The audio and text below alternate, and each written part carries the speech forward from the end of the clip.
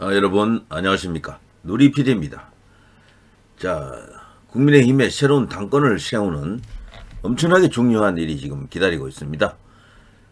빠르면 금년 안에 이 전당대회가 열릴 수도 있다, 이런 예상이 있어요. 내년 1월 말 2월 초도 지금 얼마 남지 않았잖아요. 그런데 12월이면 바로 코앞에 와 있는 겁니다. 사실상 전당대회 이제 시작되었다, 이제 이렇게 봐야 됩니다.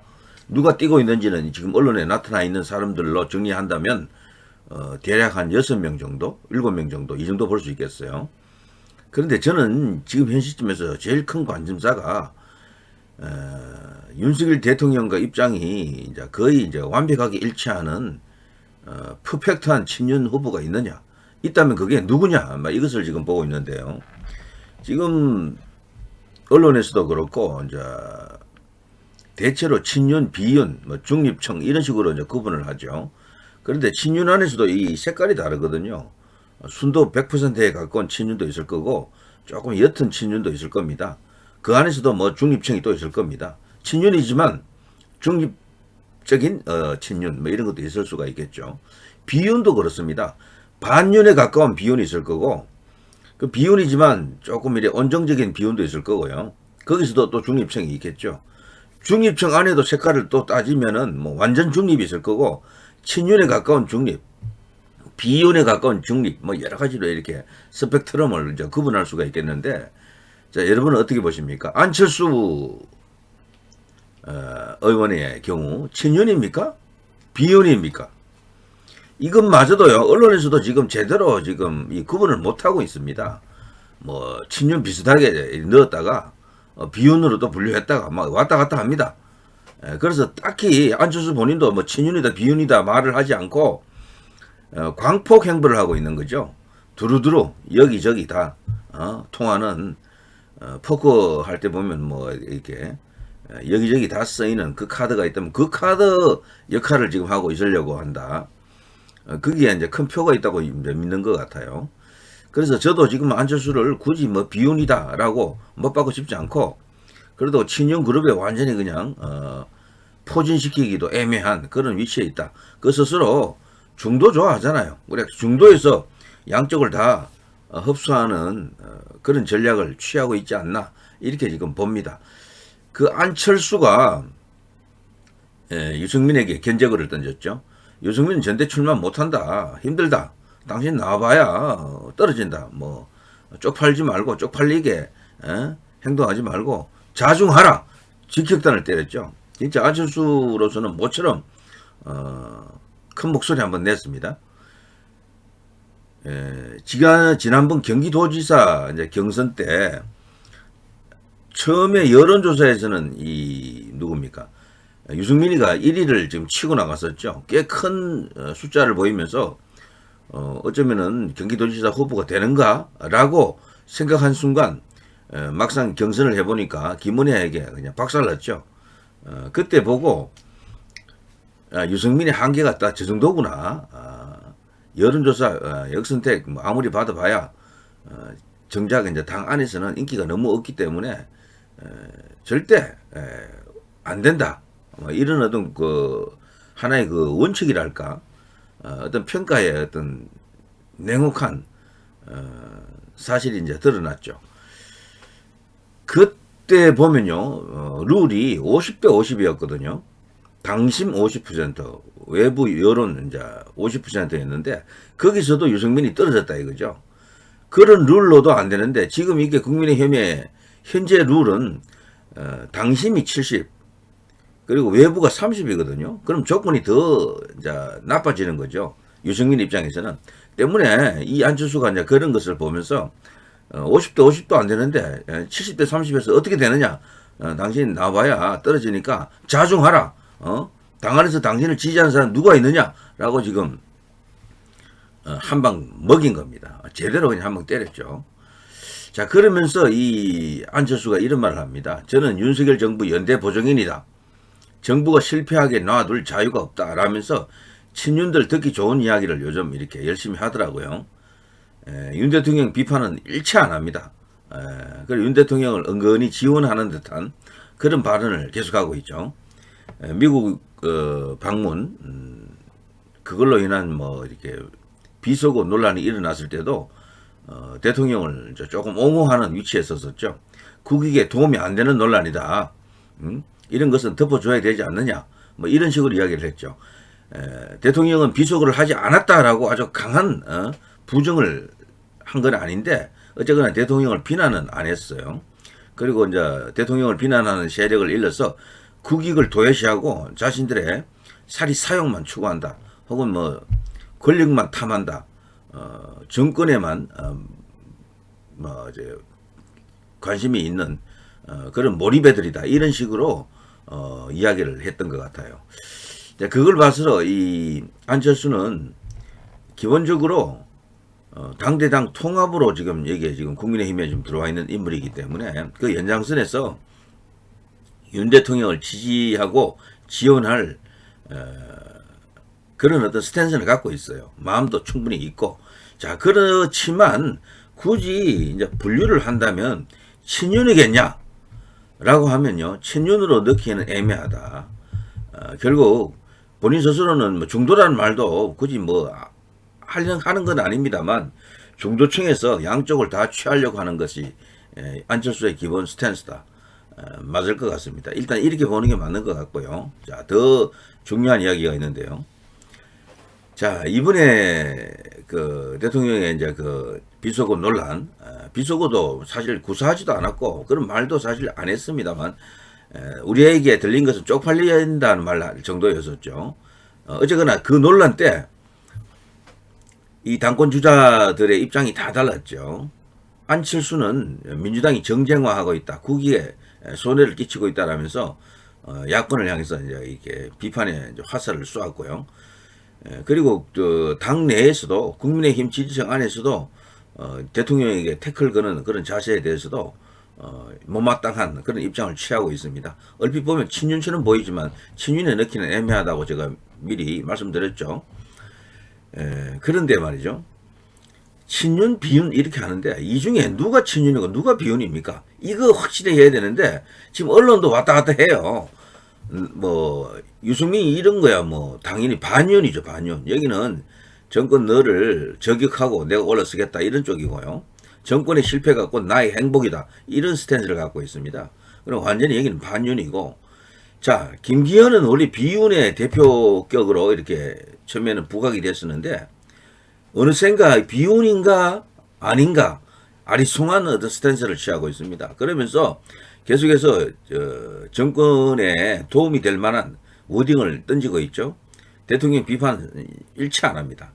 그리고 대통령을 비판하는 세력과 싸우려고 하죠. 그러면 친윤인가 이렇게 보면 여기도 친윤으로 넣기는 애매하죠. 원래 포지션이 그게 아니었었는데 어느 순간 이상하다 이렇게 지금 되어 있는 거죠. 그리고 혹자는 또 이 김기현과 김무성을 연결하는 사람들도 있습니다. 그거는 그런데 근거가 명확치는 않기 때문에 어느 정도 이제 그런 생각만 하고 한번 들여다 보면은 나중에 실체가 드러나겠죠. 자, 김기현 친윤 아닌 것 같은데 친윤처럼 행동하는 김기현이 있습니다. 간판 스타가 사실은 이 중에 우뚝한 한 명이 있으면 참 쉬운데 현재 보기에 그런 사람은 없는 것 같아요. 완전히 유력 대선 주자급 그런 인물은 없는 것 같다. 그러다 보니까 이게 도토리 키재기식으로 고만고만한 사람들이 이제 경쟁하는 그런 상황이 올 수도 있어요. 자, 나경원은 친윤으로 다들 이제 분류를 하죠. 분류를 합니다. 윤 대통령과 관계도 좋고 과거 고시원에서 공부도 같이 했던 사이이고요. 판사 출신으로 뭐 서로 이제 잘 통할 수가 있는데, 그런데 지금까지 이제 친윤으로 알고 계시지만, 근데 이 나경원에 대해서도 언론에서는요, 비윤으로 넣는 언론도 있어요. 비윤으로.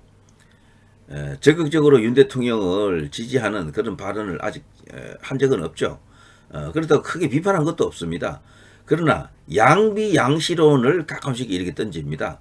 이도 아닌 저도 아닌 혹은 이것도 맞고 저것도 맞는 그런 식의 포지션 같은 느낌을 줍니다. 그래서 언론에서는 이 나경원도 비윤으로 넣는 것도 있다. 이제 그걸 이제 우리가 한번 좀 생각해 볼 필요가 있습니다. 그렇다면 진짜 비윤이냐?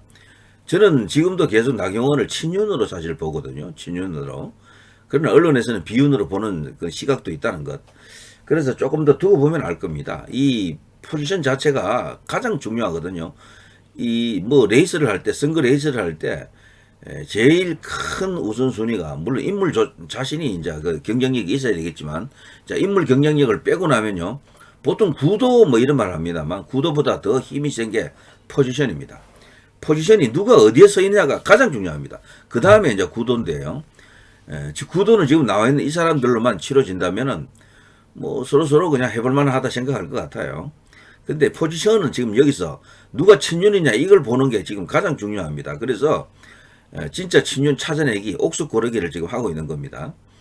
그러나 제가 여기서 완전 답을 낼 수는 없을 것 같아요.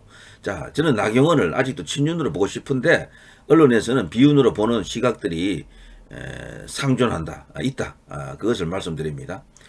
그리고 윤상현은 뭐 천하가 다 아는 박근혜 대통령을 보고 이제 누나라고 불렀던 다른 사람이었죠. 친박이죠. 그런데 이 윤상현은 친박이면서 친윤이라고 처음부터도 대선 전에도 벌써 그런 말이 있었고요. 윤석열 검찰총장 시절부터도 어떤 모종의 이야기가 있더라고요. 예, 윤석열 이제 검찰총장 시절부터도 이 윤상현은 어떤 움직임이 있었다. 그리고 본격적으로 이제 검찰총장을 그만두고 이제 정치권에 뛰어들었을 때도 가장 움직인 국민의힘 인물이라면은 권성동이라든가 장재원 이런 사람들도 있지만 그보다도 더 빨랐던 사람이 이 윤상현이라는 얘기가 있어요.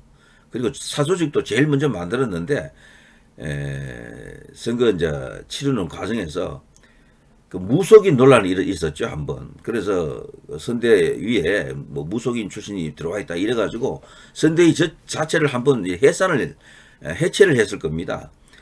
그리고 외부에 있는 사조직도 전부 해체하고 말았죠. 그때 그 사조직에도 문제가 있다, 무속인들이 들어와 있다, 뭐 이런 어떤 루머가 있었습니다. 그래서 이 루머 확산을 위해서 모든 사조직을 그때 해체해 버렸죠, 전격적으로.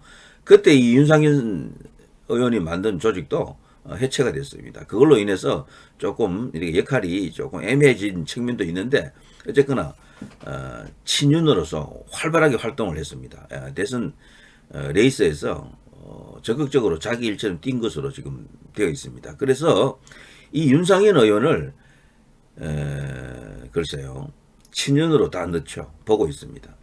그리고 이준석이 말로도 뭐 주호영, 뭐 정진석 이런 어떤 비대위들이 이제 무산될 경우에 새롭게 떠오르는 인물은 아마 이 윤상현일 것이다. 신윤핵관이라고 언론에서는 이미 이제 이름을 이제 붙여놨습니다. 윤핵관이라는 말이 이 중에서 붙는 사람은 이 윤상현 혼자입니다. 성씨가 윤씨여서 윤핵관입니다. 그렇게 생각할까요? 자, 아무튼 언론에서도 벌써 그렇게 호칭을 하는데도 나타납니다. 신윤핵관이라고. 윤핵관이 나쁜 의미도 이렇게 있는 것처럼 이렇게 알려져 있지만 사실은 윤 대통령을 핵심적으로 지지하는 말이죠. 이준석이가 그 조언을 했기 때문에 이제 부정적으로 볼 수도 있겠지만 어쨌거나 친윤 핵심 중에 이 윤상현 의원이 두드러지고 있다, 현재는. 그래서 친윤으로 넣습니다, 여기는. 일단은 그거는 부인하기 어려워요. 스탠스 자체가 친윤입니다. 자, 그리고 조경태는 뭐 당연히 이제 비윤에 와 있습니다. 비윤에 와 있고 비속어 논란에 대해서도 다소 이제 비판적인 이제 입장을 취합니다. 그래서 여기가 명확하게 친윤 비윤으로 이제 구분이 되는 사람은 윤상현 의원 친윤, 조경태 비윤, 여기 유승민 반윤, 여기는 뭐 비윤이 아니고 반윤이죠, 반윤. 그리고 김기현과 여기 이제 나경원은 둘 다 비윤으로 지금 보는 게 언론의 시각입니다. 그러나 이 중에 색깔을 조금 바꾸려고 노력하는 사람이 이 김기현이고요. 나경원은 숨어있는 친윤이다, 저는 그렇게 봅니다. 그렇게 보고 싶은데 어쨌거나 이제 비윤으로도 보는 언론이 있다. 그리고 안철수는 나는 비윤, 친윤 그런 것보다도 나 안철수야. 친윤도 품고 비윤도 품고 이 전략이다. 저는 그렇게 봅니다. 자, 여러분 잘 생각하십시오. 이 중에 진짜 친윤을 찾는 게 가장 중요한 것 같아요. 그리고 윤 대통령과의 장기적인 관계도 고려한다면은 누가 좋은가 이런 판단도 좀 하실 필요가 있다. 제가 여기서 윤상현 의원을 친윤 핵심이다 이렇게 말했지만 윤상현 의원만을 어떻게 뭐 염두에 둔 발언은 아닙니다. 저는 아직도 아무런 판단도 안 하고 있습니다. 그냥 보고 있어요. 자, 얼마 전에 KBS에서 이제 이런 대담을 했어요. 신성범 전 의원이죠. 이준석 신당 탈당하면 이제는 그냥 그대로 죽는다, 얼어 죽는다. 탈당 못한다는 입장이었고, 배종호라는 사람은 여당 차기 당권은 신윤이 중심인데, 이 신윤이라고요. 신윤핵관으로 이제 불리기도 하는데, 바로 윤상현 아니면 권영세로 보더라고요. 여기 배종호라는 사람은. 세한대 교수로 되어 있죠. 자, 여러 가지 이야기가 있습니다. 신성범 전 의원은 이준석 자체가 이번에 이제 만일에 탈당해서 신당 창당한다는 말이 있는데 당에서 나가는 순간 지난번에 그 뭐 바른당, 바른미래당 그리고 새로운 보수당 전부 다 실패했잖아요. 시베리아가 아니고 그대로 그냥 얼어 죽는다는 겁니다. 그래서 못한다고 확신하더라고요. 저도 그렇습니다.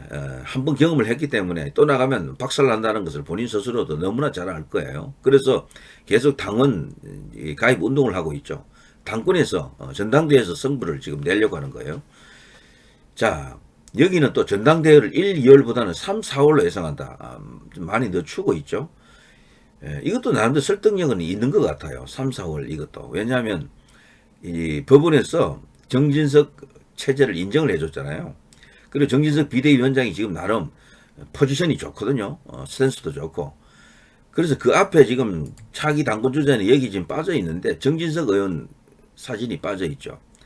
근데 정진석을 딱 넣게 되면은 진짜 여기서 친윤이 누구냐 했을 때 이 윤상현과 정진석 의원이 다툴 가능성이 크다. 저는 그렇게 봅니다. 여기서 이제 윤심이 윤 대통령의 마음은 또 어디에 가 있느냐 이런 것도 고려한다 그러면은 앞으로 정진석 비대위원장이 하기에 따라서는 신윤 핵심의 핵심으로 떠오를 수도 있겠다. 이런 생각을 할 수가 있겠죠.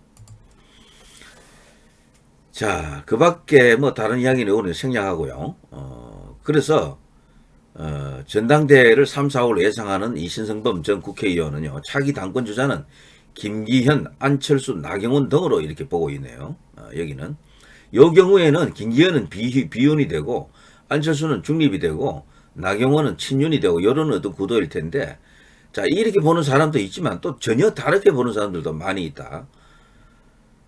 배종호 세한대 교수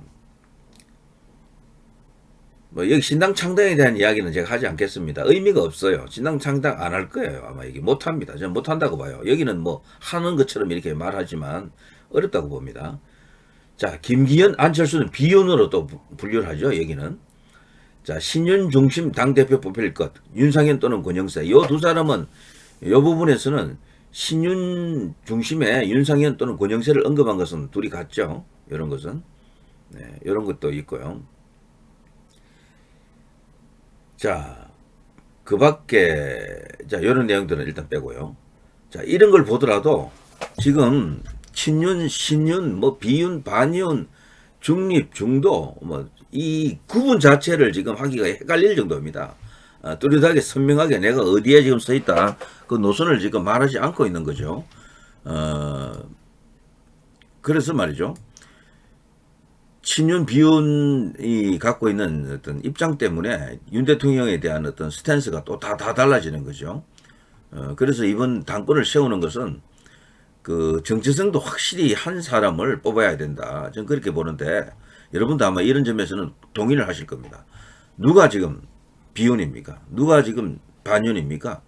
요건 답이 어느 정도 나올 수 있어요. 그런데 진짜 친윤이 누구냐?